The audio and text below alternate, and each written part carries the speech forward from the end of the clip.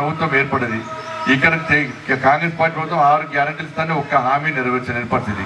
2,500 రూపాయలు మహిళలకు ఇస్తున్నారు, అది ఇయ్యలే. 4,000 రూపాయలు ఆసరా పెన్షన్ ఇస్తున్నారు, అది ఇయ్యలే.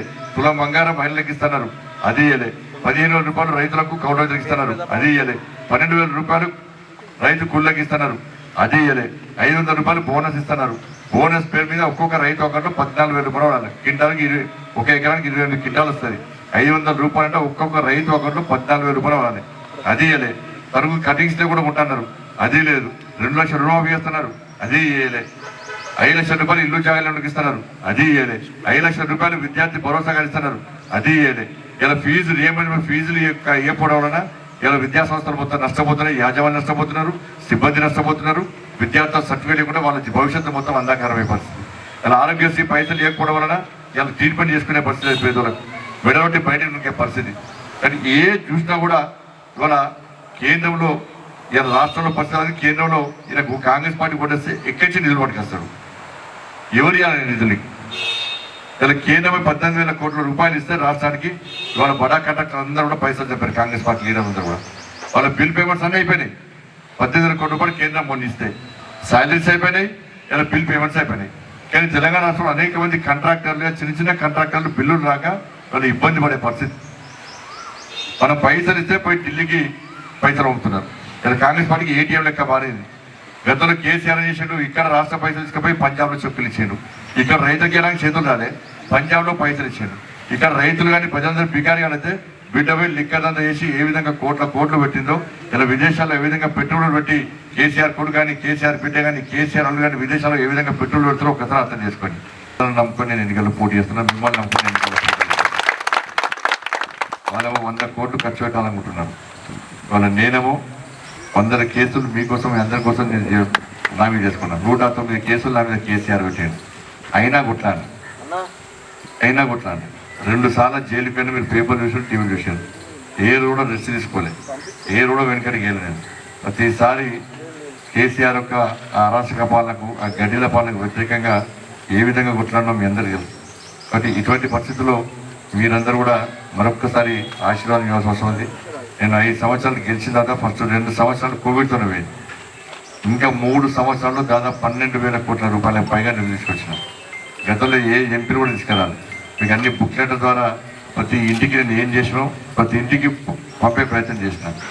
ఇలా 2 అభ్యర్థులు కూడా ఏం చేసినామంటూ తప్ప ఏం చేసినో చెప్పుకునే పరిస్థితి లేదు. ఇవాళ ఎవరి హయాంలో బడ్జెట్ శాంక్షన్ అయింది, ఎవరి హయాంలో టెండర్ అయింది, ఎవరి హయాంలో ప్రారంభోత్సవం జరిగింది, ప్రధానమంత్రి ఎవరి హయాంలో వచ్చారు, ఎప్పుడు ప్రారంభోత్సవాలు చేశారో ఒక్కసారి మీరు అందరూ ఆలోచించాలి. ఈ విషయాన్ని కూడా అందరూ చెప్పాల్సిన అవసరం ఉంది. నేనే చేసిన అంటే నీ హయాంలో చేసినప్పుడు ఎంత బడ్జెట్ ఎందుకు శాంక్షన్ చేసుకోవాలి, ఎందుకు ప్రారంభోత్సవాలు చేసుకోవాలి, ఎందుకు నువ్వు గత ఎన్నికల్లో చెప్పుకోలేదు నేను చేసినా అని చెప్పి. పోయినసారి ఎన్నికల సందర్భంగా ఏం ప్రచారం చేసుకోలేదు, ఏం చేయనప్పుడే అన్నీ చేస్తా అని చెప్తాను బీఆర్ఎస్ పార్టీ అభ్యర్థి. నువ్వు చేస్తా చెప్పుకోడు ఆయన. ఒకటి సంవత్సరం ఈ 2-3 సంవత్సరాల్లో ఎంపీ నేను. ఇలా ఎప్పుడు బడ్జెట్ శాంక్షన్ అయిందో రిటర్న్ మొత్తం అన్ని ఆధారాలు ఉంటాయి. ఎప్పుడు టెండర్ అయిందో ఇలా చాలా మంది కాంట్రాక్టర్ల బట్టి ఐడియా ఉంటుంది. ఎప్పుడు టెండర్ అయిందో ఆధారాలు ఉంటాయి. ఎప్పుడు ప్రారంభోత్సవాలు చేశారు, మోడీ గారు ప్రారంభోత్సవాలు చేశారు. మోడీ గారు ఎవరు, నేను ఎంపీగా ఉన్నప్పుడు మోడీ గారు నేను తీసుకొచ్చిన రోడ్డు. నేను ఎంపీగా ఉన్నప్పుడు వరంగల్ సిద్దిపేట ఎలుకతుర్తి రోడ్డుకు నేను తీసుకొచ్చిన. ఎవరితో ప్రధానమంత్రి ప్రారంభోత్సవాలు చేసిన. ఇలా 154 crores సంవత్సరం కింద శాంక్షన్ చేసిన. ఆ స్కీమ్ కూడా సంవత్సరం కింద వచ్చింది. ఏది ఆర్ఓబి. సంవత్సరం క్రితం స్కీమ్ వస్తే నువ్వు ఎట్లా చేసే, సంవత్సరం క్రితం ఎంపీ ఎవరు, నేను ఎంపీని. నువ్వు ఎట్లా చేసి ఉండవుతావు? ఇలా సంవత్సరం క్రితం రోడ్ శాంక్షన్ బడ్జెట్ శాంక్షన్ చేసి ప్రధానమంత్రి ప్రారంభోత్సవం చేసినారు. సంవత్సరం క్రితం ఎంపీ ఎవరు, లేనప్పుడు కొబ్బరిగా ఓడిపోయారు. ఇలా సంవత్సరం క్రితం ఎంపీ ఎవరు, నేను. ప్రధానమంత్రి ఎప్పుడు వచ్చిండు, నేను ఎంపీ ఉన్నప్పుడు ప్రారంభోత్సవాలు చేశాడు. ప్రధానమంత్రి చెప్తుండే కదా, గతంలో స్టార్టింగ్ చెప్తుండే కదా, నేను ఎంపీ ఉన్నప్పుడే ప్రధానమంత్రి వచ్చి ఎలుకతుర్తి సిద్దిపేట ప్రారంభోత్సవం చేశాను. నేను ఎంపీ ఉన్నప్పుడే వాళ్ళ కరీంనగర్కు సిఆర్ఎఫ్ ఫండ్స్ పట్టుకొచ్చిన. ఇలా కాంట్రాక్టర్ కింద ఉంటుంది. గ్రామీణ సడక్ పైసలు నేనే అత్యధికంగా పట్టుకొచ్చిన. ఇలా శాతం యూనివర్సిటీ కానీ, ఎస్ఆర్ఆర్ డిగ్రీ కాలేజ్ కానీ, ఉమెన్స్ కాలేజ్ కానీ, గ్రామాలకు లింక్ రోడ్స్ కానీ ఇవన్నీ కూడా అత్యధిక నిధులు తీసుకొచ్చింది నేను. ఇవాళ మళ్ళా 15th finance, 14th finance, 15th finance కూడా ఇవాళ గ్రామ పంచాయతీ సర్పంచ్ అంటే అది ఏ పార్టీ, బీజేపీ, టీఆర్ఎస్, కాంగ్రెస్, కమ్యూనిస్టా, ఏ పార్టీ సర్పంచ్ అన్నా కూడా మేము నరేంద్ర మోడీ గారు ప్రధానమంత్రి కావాలి, బీజేపీ ప్రభుత్వం కేంద్రంలో రావాలి, మళ్ళీ మనకు నిధులు రావాలంటే ఇక్కడ బీజేపీ గెలవాలి. లేకుంటే పోయినసారి మా బతుకు మొత్తం నాశనమైంది. కేసీఆర్ ఒక్క పైసా ఇవ్వలే, ఏకగ్రీవంగా గెలిచిన సర్పంచ్ కూడా పైసలు ఇవ్వలే. మోడీ గారు ఇంతవద్దు ఇచ్చిన వడ్డీ అలా తలచుకొని తిరుగుతున్నాం. ఇప్పటికీ మా ఒక్కొక్కరి పేరు మీద 50 లక్షలు కోటి రూపాయలు అప్పు దాకున్నది. అప్పుల పాలైనామని చెప్పి మన సర్పంచ్లు అందరూ కూడా పార్టీలు అన్ని పక్క కొట్టి కసితోని వీళ్ళు బీజేపీని గెలిపించడానికి ప్రయత్నం చేస్తున్నారంటే మోడీ గారు ఏ విధంగా సహకరించారో ఒక్కసారి ఆలోచించారు కాదు. కానీ నిధులు ఏనని వాళ్ళ మళ్ళీ ప్రభుత్వం బీజేపీ ప్రభుత్వం ఏర్పడబోతున్నది. కాంగ్రెస్ పార్టీకి ఓటేసి గెలిపిస్తే డైమండ్ చేస్తారు. సింగపూర్ ఏదో కోహినూరు డైమండ్ చేస్తారు. ప్రజలకు కావాల్సింది డైమండ్లు కోహినూరు కాదు. వాళ్ళకి కావాల్సింది కేంద్రం నుంచి నిధులు తీసుకురావాలి, అభివృద్ధి చేయాలి. నీకు ఓ పార్టీకి వాళ్ళు బయటికి వస్తే చేస్తారు. బీజేపీ బీఆర్ఎస్ కూడా వీళ్ళంటారు, కాంగ్రెస్ బీజేపీ కూడా వాళ్ళు అంటారు. ఇది ప్లాన్ ప్రకారం ఇద్దరు కలిసి ఇలా ఆడుతున్న నాటకాలు తప్ప వేరే కాదు. బీఆర్ఎస్ పార్టీ అసెంబ్లీ వచ్చినప్పుడు బీఆర్ఎస్ పార్టీ 6 గ్యారెంటీ అసలే మాట్లాడలే. వీళ్ళు కాళేశ్వరం అంటారు, పోతారు. మరి ఏమే కాళేశ్వరం పోతున్నారు వస్తారు. ఏమే కేసు ఎందుకు కేసు పెట్టలే? Phone tapping case Kaleshwaram America, phone tapping America పోయింది, కాళేశ్వరం అడిగి ట్యాపింగ్ ఏం అంత పట్టింది. అంత బ్లఫ్ చేయడం అంతే. మీది మాత్రం కుట్టాడుకునే ప్రయత్నం చేస్తారు, లోపల మాత్రం కలిసి ఉంటారు, టైంకు మమ్మల్ని బదనాలు చేస్తారు. ఇలా నేను బీజేపీ బీఆర్ఎస్ కొడితే నా మీద ఎన్ని కేసులు ఎందుకు పెడతారు, నన్ను ఎన్నిసార్లు జైలుకి ఎందుకు పంపుతారు? మరి రేవంత్ రెడ్డి జైలుకి ఎందుకు పంపలే? రేవంత్ రెడ్డి కేసు ఎందుకు పెట్టలే? కాంగ్రెస్ లో కేసులు ఎందుకు, మామూలు ఎందుకు కేసు పెట్టాలి? అది దయచేసి ఆలోచించండి. రేపు మీరు ఎంపీకి గెలిపించిన తర్వాత కాంగ్రెస్ పార్టీ మోసం చేసినా, బీఆర్ఎస్ పార్టీ మోసం చేసినా గల్లీలో కొట్లాడే నాయకుడు ఇవ్వాలి. గల్లీ నుంచి ఢిల్లీ వరకు పోలీస్ కేసులకు భయపడకుండా, జైళ్లకు భయపడకుండా ధైర్యంగా కొట్లాడే నాయకుడు ఇవ్వాలి. ప్రశ్నించేటువంటి వ్యక్తి కావాలి. ప్రశ్నించే వ్యక్తిని అనవసర ప్రయత్నం కాంగ్రెస్ బీఆర్ఎస్ పార్టీ చేస్తుంది. కాబట్టి నేను మీ మనిషిగా, మీ వాడిగా, ఈ వార్డులో పుట్టిన పెరిగిన వ్యక్తిగా దయచేసి మీరు నన్ను పెద్ద మెజార్టీతో గెలిపించే పద్ధతి. మీరు ఎట్లా ఓట్లు చేస్తున్న నమ్మకం నాకు పక్కా ఉంది. కానీ ఇంతకు జయకి అయిపోయినప్పుడు ఈ ఓట్లు జరుపు అందరూ కూడా అన్ని టీమ్స్ వారిగా తిరిగే ప్రయత్నం చేస్తున్నారు. కాంగ్రెస్ బీఆర్ఎస్ ఓట్లను చీల్చే ప్రయత్నం చేస్తున్నారు.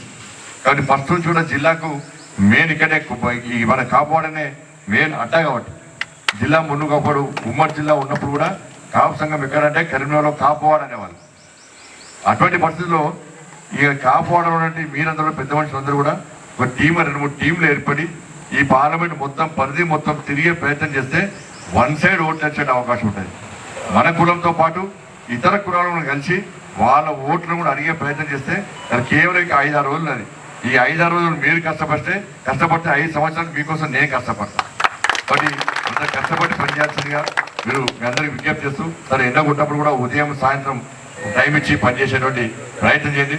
అందరు టీమ్గా ఏర్పడి మీరు వాహనాలు తీసుకోవడం ఏదో రకంగా మీరు ఇతర ప్రాంతాలు కూడా అందరికి కలిసి మెజార్టీ ఓట్లు వచ్చే విధంగా మీరు ప్రయత్నం చేయాల్సిందిగా మీ అందరికీ విజ్ఞప్తి చేస్తూ, తప్పకుండా కాపువాడ పక్కా నాది. నేను పుట్టిపోయిన వాడ. ఈ వాడను చూసుకోవాల్సిన బాధ్యత నా మీద ఉంది. ఎప్పుడు మర్చిపోను, గతంలో మర్చిపోలే, ఇప్పుడు మర్చిపోను, ఎప్పుడూ మర్చిపోను.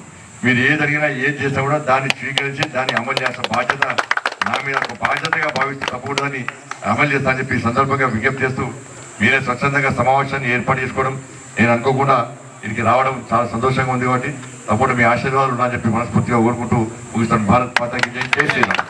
ఆయన పోయి అమెరికా ఉన్నాడు. ఆయన వియ్యంకుడు అశోక్ రావు ఇక్కడ ఆయన వియ్యంకుడే పొద్దు పైసలు వస్తుంది. వాళ్ళు అక్రమంగా పైసలు సంపాదించారు. అసెంబ్లీ ఎప్పుడే ఇదంతా పెద్ద అడ్డా బిడ్డాయించారు. ఇక్కడ ప్రభాకర్ రావు, వాళ్ళ రాధాకిషన్ రావు, ఇక్కడ అశోక్ రావు, ప్రణీత్ రావు, వీళ్ళందరూ కూడా ఇవాళ ఇక్కడ అడ్డా బిడ్డాయించి ప్రతిమ హోటల్లో ఉండి, అశోక్ రావు గారి ఇంట్లో ఉండి ఇలా అందరు ఫోన్ ట్యాపింగ్ చేస్తే ఇక్కడున్న కాంగ్రెస్ పార్టీ నాయకుడు ఇప్పుడు నన్ను తిట్టే మంత్రి కేసీఆర్ కొడుకు ఇద్దరు దోస్తులు వాళ్ళిద్దరు కలిసే ఇవాళ మొత్తం ఈ ఫోన్ ట్యాపింగ్ వివరణ అంతా నడిపేది కాదు. వాళ్ళిద్దరు కలిసే టీఆర్ఎస్ పార్టీని సెకండ్ ప్లేస్ కు తీసుకురావడానికి ఇలా డమ్మీ అభ్యర్థికి టికెట్ ఇప్పించుకున్నారు. ఆ డమ్మీ అభ్యర్థి గారు 100 కోట్ల రూపాయలు తీసుకున్నారు. తీసుకుని ఆయన టికెట్ ఇప్పించారు. ఇటు ఇక్కడ మంత్రి కేసీఆర్ దగ్గర పైసలు తీసుకున్నాడు, ఇటు కాంగ్రెస్ అభ్యర్థి దగ్గర పైసలు తీసుకున్నారు. తీసుకొని పైసలు నుంచి గెలిచే ప్రయత్నం చేస్తున్నారు. ఇవాళ అమెరికాలో ఆయన ఉన్నాడు, వాళ్ళ బిడ్డున్నాడు, ఇక్కడ ఆయన బిడ్డున్నాడు. ఇలా ఇక్కడ అభ్యర్థి ఏమో ఇక్కడ ఈయనిట్టున్నాడు. కాబట్టి ఇద్దరు కలిసి పైసలు ఫోన్ ట్యాపింగ్ వీళ్ళిద్దరు గెలిస్తే ఏం చేస్తారంటే ఆయన గెలిచినాం కాదు, ఈయన గెలిచినాం కాదు. కేసీఆర్ అనే నాణ్యానికి భూమా పొడుచులాట వాళ్ళు ఇద్దరు. రాజేంద్రరావు గెలిచినాం కాదు, వినోదరావు గెలిచినాం కాదు. ఇద్దరు గెలిచినా మా ఫోన్ ట్యాపింగ్ కేసు కోసం రేపు గెలిస్తే గవర్నమెంట్ బెదిరిస్తారు, బెదిరించి ఫోన్ ట్యాపింగ్ కేసుని క్లోజ్ చేస్తారు. వీళ్ళు ఆలోచించాడు ఒక్కసారి. ఈ వారం 15 రోజుల నుంచి రాష్ట్ర ముఖ్యమంత్రి కానీ బీఆర్ఎస్ కాంగ్రెస్ పార్టీ నాయకులు కానీ ఎక్కడైనా ఫోన్ ట్యాపింగ్ గురించి మాట్లాడుతున్నారు, ఎక్కడ మాట్లాడలేరు. మీకు అని స్టేట్మెంట్ ఉన్నది. రాధాకిషన్ రావు అరెస్ట్ చేసినాక పోలీస్ విచారణలో స్టేట్మెంట్ రికార్డ్ అయి ఉన్నది. నేను కేసీఆర్ చెప్తే, పెద్ద ఆయన కేసీఆర్ చెప్తేనే నేను ఫోన్ ట్యాపింగ్ చేస్తానని చెప్పి రికార్డులో ఉంది, కోర్టుకు సబ్మిట్ చేశారు. అటువంటిప్పుడు రేవంత్ రెడ్డి గారు ఏం చేయాలి? కేసీఆర్ తీసుకొని లోపడేసి తొక్కాలి. ఇప్పుడు సిరిసిల్లలో కంట్రోల్ రూమ్, సిరిసిల్ల అంటే ఎవరిది? సిరిసిల్లలో మొత్తం సిరిసిల్ల కంట్రోల్ గుత్తాధిపత్యం చేసిన ఎవరు? కేసీఆర్ కొడుకు ప్రణీత్ రావు అంటే క్లియర్ అయిపోయాడు. మరి కేసీఆర్ కొడుకుని తీసుకొని లోపడేసి ఎందుకు దొక్కలేరు? బట్ వీళ్ళ కేసులు ఆయన దగ్గర ఉన్నాయి, ఆయన కేసులు వీళ్ళ దగ్గర ఉన్నాయి.